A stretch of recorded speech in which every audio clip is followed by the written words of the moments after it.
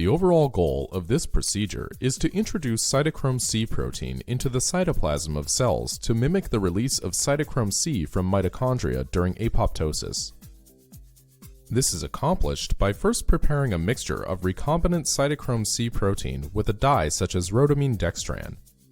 This protein mixture is centrifuged to separate small particulates that can clog the needle. The second step of the procedure is to position the needle above a culture of cells on the microscope stage. Then the cells are microinjected with the cytochrome C containing solution. After microinjection, cell survival is monitored. Ultimately, cells show differential sensitivity to cytochrome C.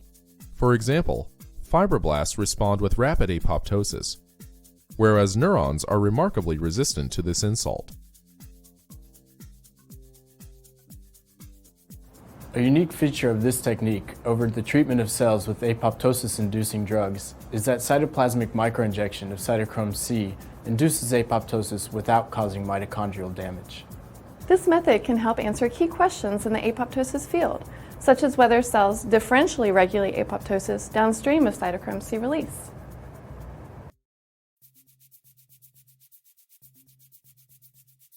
Begin by preparing a stock solution of 10x microinjection buffer. This solution contains 1 molar potassium chloride and 0.1 molar potassium phosphate buffer at a pH of 7.4. Long-term storage of this buffer can be at room temperature. To visualize the injection, a fluorescent dye like rhodamine dextran needs to be added. Make a 200 microliter stock of dyed 5x microinjection buffer by dissolving rhodamine dextran.